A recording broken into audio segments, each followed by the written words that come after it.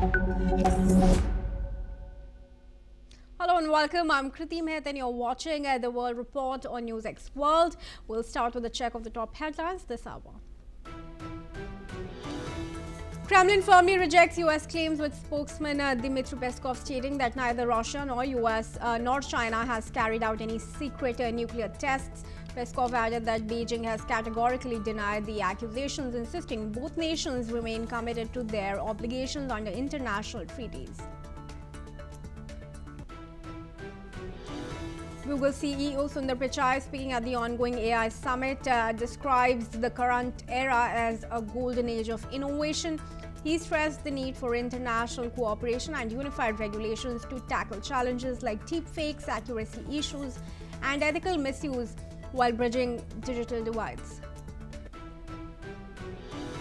Turkey is deepening defense-pact talks with nuclear-armed Pakistan, sparked serious concerns in Israel over potential proliferation risks and a new Sunni nuclear axis in the region that risk altering Middle East deterrence and heighten tensions with Israel. US and Iranian negotiators report good progress in Geneva on guiding principles for a nuclear deal, even as Iran conducted Strait of Hormuz drills and the US maintained military pressure in the Gulf. India and France issued a major joint statement strengthening strategic ties in defense, critical minerals, advanced technology and climate action following high-level talks between Prime Minister Modi and President Macron. Armed group Hezbollah rejected the Lebanese government's decision to grant the army at least 4 months to advance the second phase of a nationwide disarmament plan, saying it would not accept what it sees as a move serving Israel. Millions of files related to late sex offender Jeffrey Epstein suggest the existence of a global criminal enterprise that carried out acts meeting the legal threshold of crimes against humanity, according to a panel of independent experts appointed by the United Nations Human Rights Council. The Vatican will not participate in US President Donald Trump's Board of Peace initiative, Cardinal Pietro Parolin, the Vatican's top diplomatic official, said, while adding that efforts to handle crisis situations should be managed by the United Nations. Pope Leo I, US Pope and a critic of some of Trump's policies, was invited to join the Board of Peace in January. Alright viewers, let's now cut across to some breaking news coming in from Finland. Prime Minister Petteri Orpo has stated that no obstacles to the implementation of the European Union-India trade deal arose during last week's European Council meeting. Orpo highlighted the very significant value of the agreement, stressing the need for more free trade and fewer tariffs in today's global economy. Orpo also shared that Indian Prime Minister Narendra Modi emphasized his commitment to finding solutions to the ongoing Ukraine crisis. The Finnish leader confirmed that he made Finland's and Europe's position clear to Modi, urging continued support for Ukraine and pressure on Russia to achieve peace. Orpo further noted that everyone at the European Council last week was very pleased with the successful completion of the European Union-India trade deal. Now moving forward, according to Ukraine's President Volodymyr Zelensky, the second day of US-mediated peace negotiations between Russia and Ukraine in Geneva saw substantive discussions. He said that while some groundwork has been laid, the two sides still disagree on key issues, including the future of occupied territories in eastern Ukraine and the status of the Zaporizhzhia nuclear power plant. The talks ended abruptly after 2 hours, with Zelensky accusing Russia of deliberately slowing progress. Moreover, Ukraine's lead negotiator Rustem Umerov has also reported that security parameters and implementation mechanisms were reviewed and some issues were clarified while others required further coordination. Let's first listen in. 2 дня, очень долго вчера, в разных форматах, и вот еще сегодня, около 2 часов. Они были тяжелыми, но деловыми. Вот. В ближайшее время состоится следующая встреча. Это все, что мы хотели сказать. Спасибо. Meanwhile, Russian lead negotiator Vladimir Medinsky has described the talks as challenging but business-like, stating that discussions would continue in the near future. Let's listen in. Today we had another round of trilateral negotiations in the Ukraine-US-Russia format. The discussions were intensive and substantive. We thank our US partners for ensuring that the process is not stopping and continues, and Swiss side for hosting us and hospitality. Within the delegation, both political and military tracks were engaged, security parameters and mechanisms for implementing possible decisions were discussed, a number of issues were clarified, while others remain under additional coordination. Joining me now in this discussion is former Moscow bureau chief of the Delhi Telegraph, Ben Aris, joining me from Berlin. And thanks very much for joining us. Firstly, contradictory statements coming in from the two warring parties and then from the United States. While the US says meaningful progress has been achieved, clearly Zelensky and team are speaking out of the irritants that continue to remain, whether it's the occupied territories or the security guarantees and the parameters. How long really do you think before the two leaders can actually sit together and nod their invoice? Well, that's going to be a key stage in this talks, and it's coming. It needs to happen, in so much as, you know, what we were hearing yesterday, Vitkov was saying is very positive. The Russian side were being a bit more pessimistic and said that the talks were quote unquote tense. But look, we should take encouragement out of what's going on at the moment, because it seems to me the significant change here is Medinsky is back in the negotiating team at the head of the Russian delegation.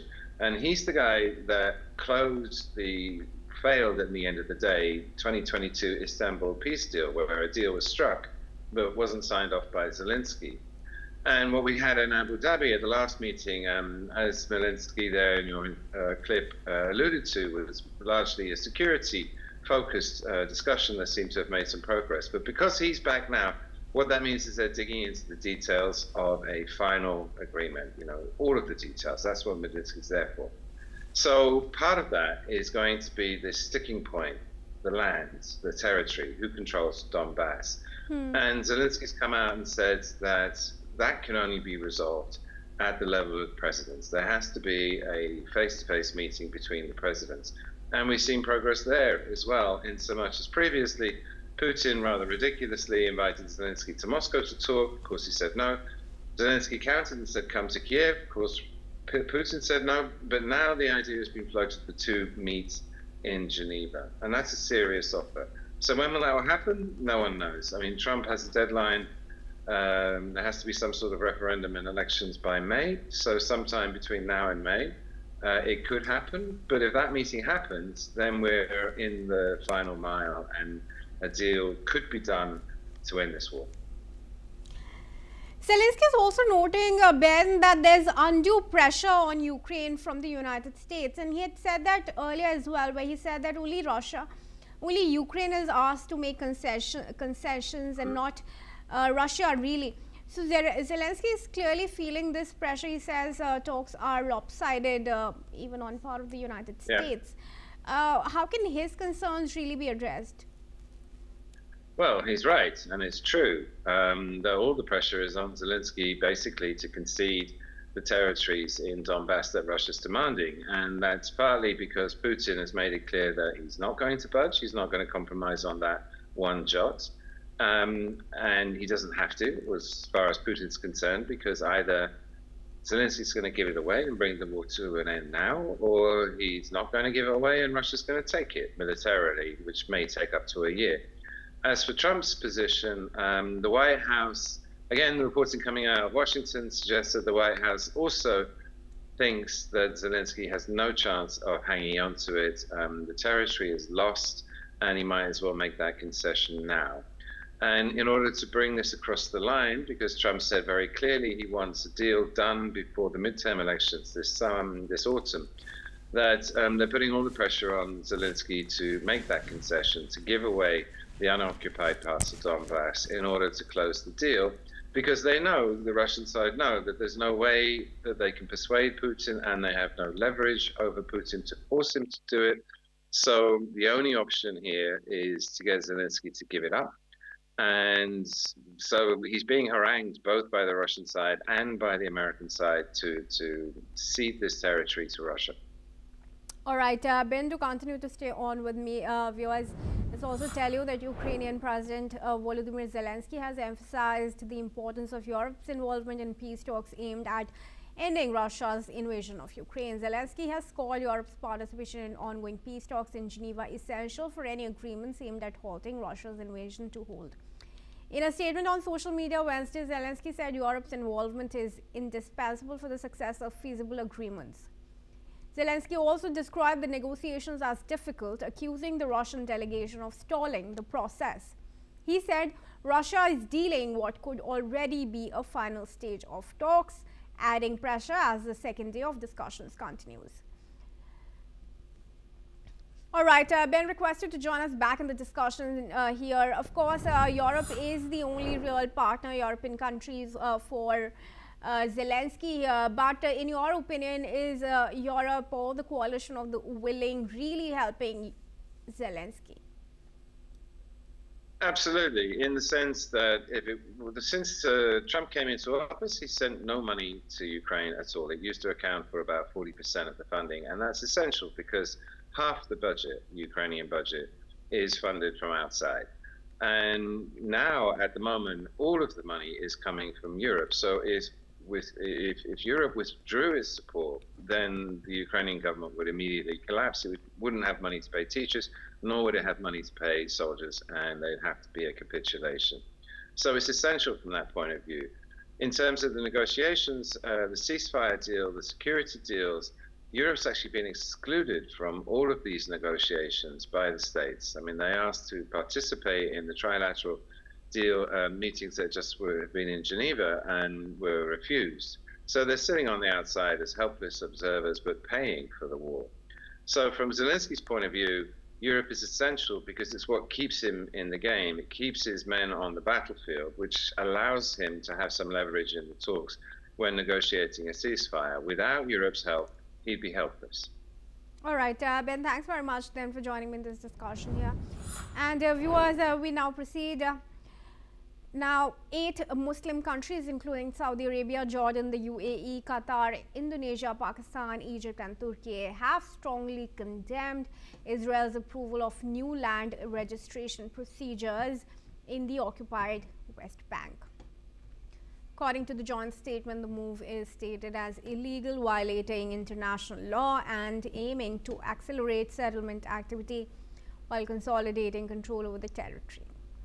Meanwhile, the Palestinian Authority and over 80 United Nations member states have called for immediate reversal of the decision, warning it undermines the two-state solution and threatens regional peace.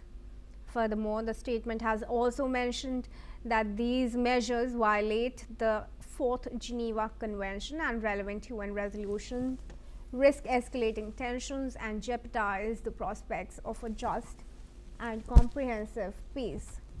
Regardless of Israel's claims, the international community is being urged to take action to stop these unilateral steps. Let's listen in. We strongly condemn unilateral Israeli decisions and measures aimed at expanding Israelis' unlawful presence in the West Bank. Such decisions are contrary to Israel's obligations under international law and must be immediately reversed. We underline in this regard our strong opposition to any form of annexation. We reiterate our rejection of all measures aimed at altering the demographic composition, character, and status of the Palestinian territory occupied since 1967, including East Jerusalem. Such measures violate international law, undermine the ongoing efforts for peace and stability in the region, run counter to the comprehensive plan, and jeopardize the prospects of reaching a peace agreement ending the conflict. Joining me now for this discussion is retired Major General Dr. Rajan Kochhar, international relations expert from New Delhi. Dr. Kochhar, thanks very much for joining us. But my question to you is, what is the Board of Peace really doing now? Board of Peace, Kriti, the Board of Peace, I think, is for Gaza. It possibly does not have jurisdiction into the West Bank. And the problem with West Bank has been that these settlements which the Israelis have been carrying on over a period of time, they are not stopping. Last year, I think the latest order of the Israeli cabinet was for 22 additional settlements, and in 2025, around May, 15 additional settlements were ordered. So this is increasing by the number. According to some statistics I have, there are more than 7 lakh Israelis who have settled down in the West Bank. Yeah. So I think this has been a ongoing strategy of Netanyahu to change the demographic pattern of West Bank. You see, ultimately, the aim being that he is not interested in a two-state solution. It is very, very evident. Yeah. Because in Gaza also, when this Board of Peace has been made and the manner it has been made, the Palestinians are not part of the Board of Peace. So, but Dr. Kochhar, won't you remember the fact that it was Trump himself who said that jurisdiction of the Board of Peace may extend to other global issues, extend beyond Gaza, and West Bank is really close, and the 8 countries who've raised objections to Israel's movements are also part, some of them are also part of the Board of Peace, including, Pakistan, Egypt, and still do you think them together cannot, negotiate with the United States to work this out with Israel? See, if you look at the constitution of the Board of Peace, it leaves hardly any leeway to the member nations, because ultimately all the decisions are going to be dictated by Donald Trump. And I think that's one of the reasons the G7 countries have stayed out of it. The members of the Security Council, apart from America, have stayed out of it. So I don't think these member countries have any say in the Board of Peace, because ultimately whatever is going to be decided is going to be decided between Netanyahu and Trump. So a problem lies here. You see, the Israel has absolutely disregarded the 4th Geneva Convention, which clearly states that there will not be any alteration on the legal status of the occupied territory, because basically West Bank is treated as an occupied territory. And you cannot transfer the occupying powers of a civil population onto this territory. So it has larger implications.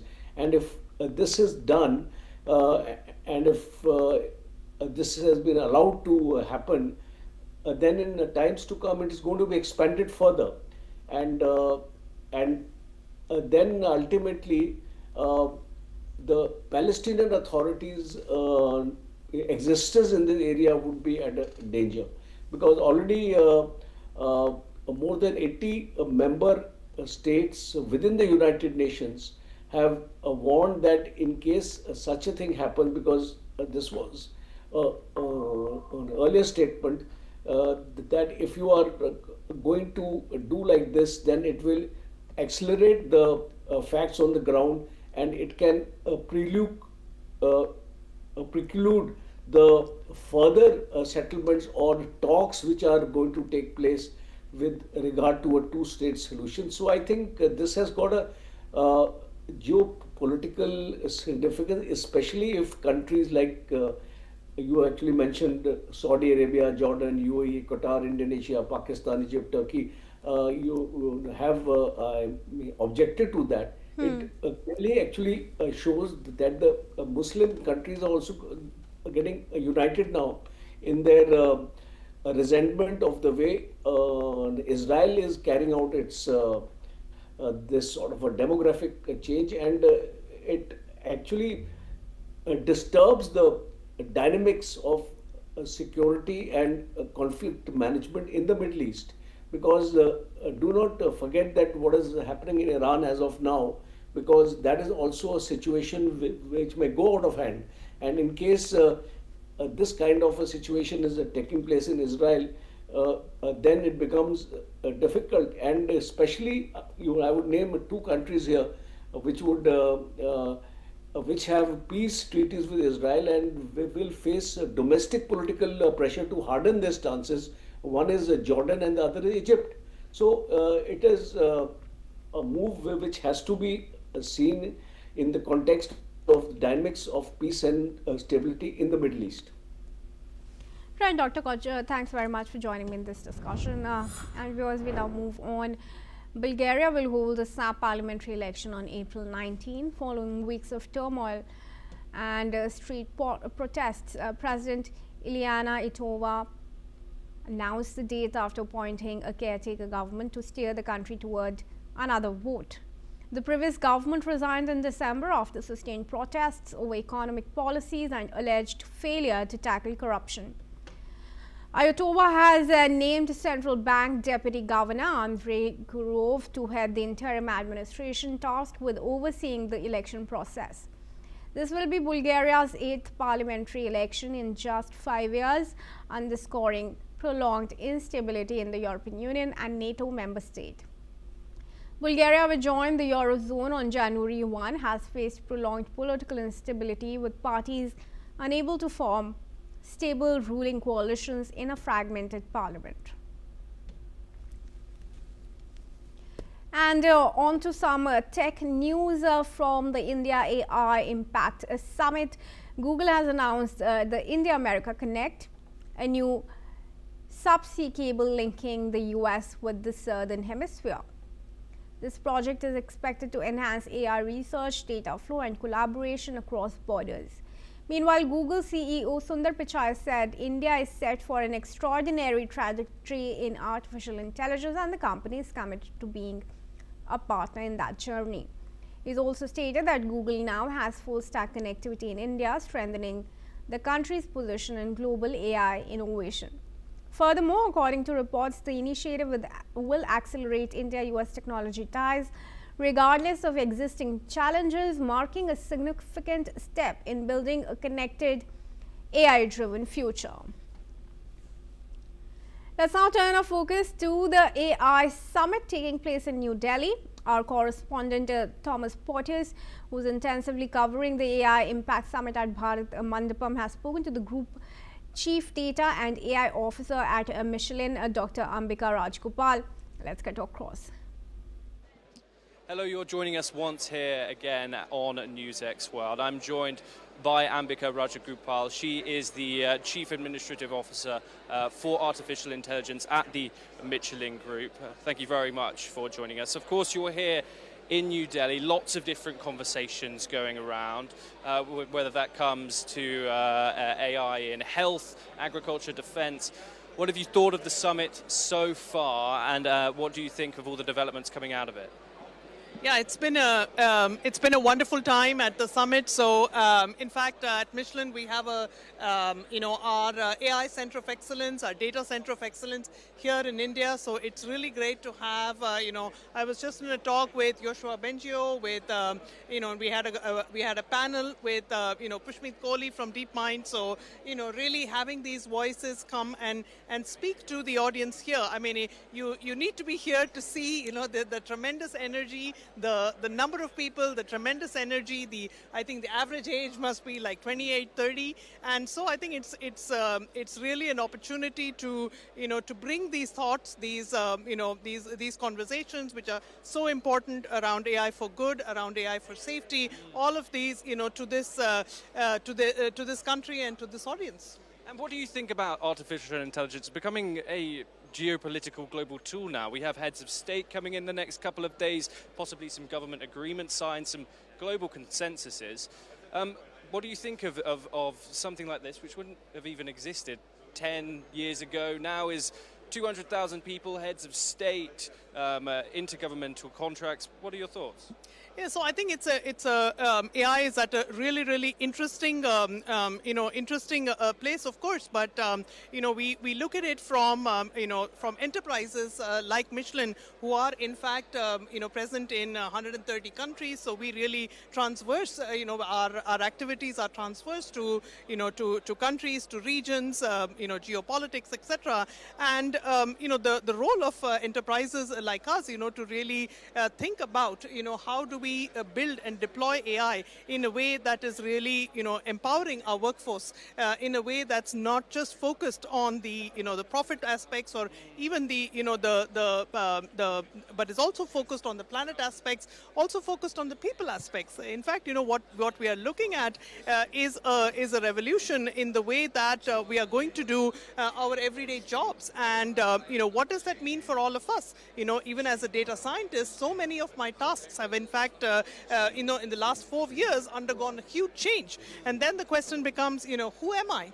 And so helping our workforce, across the world, really be able to answer these questions, that's really what we are focusing on. And of course, engaging with these conversations in various countries, that's critical.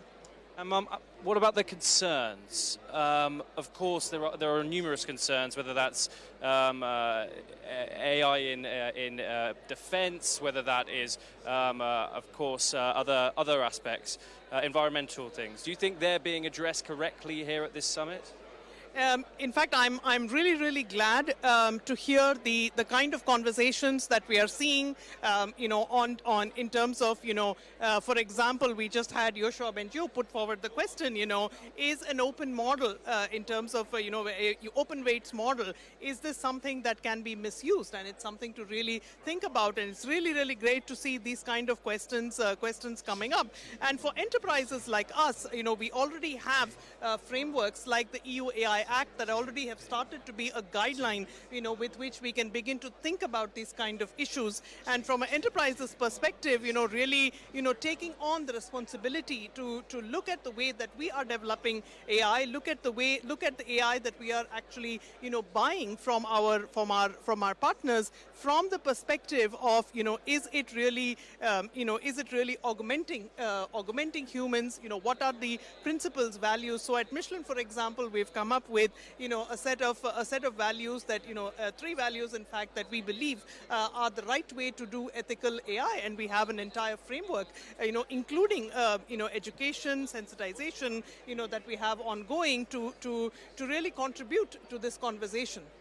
And what about having this summit in the developing world? How important is that moving forward? Of course, we've seen it in Western Europe and South Korea before, but this is the first one in the global South. Why is that important for the whole region and of course, India as well? Yeah, so just as a background, I started as a mathematician and as a data scientist 20 plus years ago, and honestly, I mean, the rate at which, even for somebody who has really watched the evolution, the rate at which the technology has grown has just been mind blowing. And it's a good question to ask: is how did this happen? Very specifically with this technology. Now, in my opinion, my firm belief is that it's because it's one of the most democratically developed technologies that we've had. It's one of our largest democratic, completely inclusive ventures that we have as humanity. Because I don't know whether you may not be aware, but inside the field, so for several years now, the norm has become that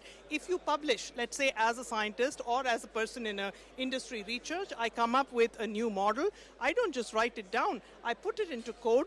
make it available for everybody around the world to then pick up and use. And for this, there is no geographical boundary. There is no question of, global north or global south. The contribution has really been from all parts of the world and continues to be from all parts of the world. So for me, I think, continuing this, this open source ethos, this completely democratic ethos of the way AI has grown, that's super critical because it is the reason why we are here today. And of course, bringing these conversations, the more nuanced conversations around the development of AI to places like India, that's part of the effort. And just very finally, what would be your ideal outcome of this summit? What do you, yourself, your own company, and of course the world, of course, the whole eyes are on this summit. What do you want the outcome to be? For me, an ideal outcome would be, really concrete steps, initiatives to really build out AI, that is for the social sector, that in fact is, looking at, reaching people who are not really, being reached by AI today. And of course, for enterprises like us, I've had several conversations over the last couple of days, how can we contribute to that? Because we are a significant part of the communities all over the world that we are, and this is of course a huge opportunities for us to contribute back. Ambika, thank you so much for taking the time. Pleasure to talk to you here on NewsX as well. Thank you. Well, that's all that we have time for. Of course, we'll continue to bring you all the updates coming out of here at the AI Summit here in the Bharat Mandapam. Thank you very much. Viewers, stay tuned to NewsX World.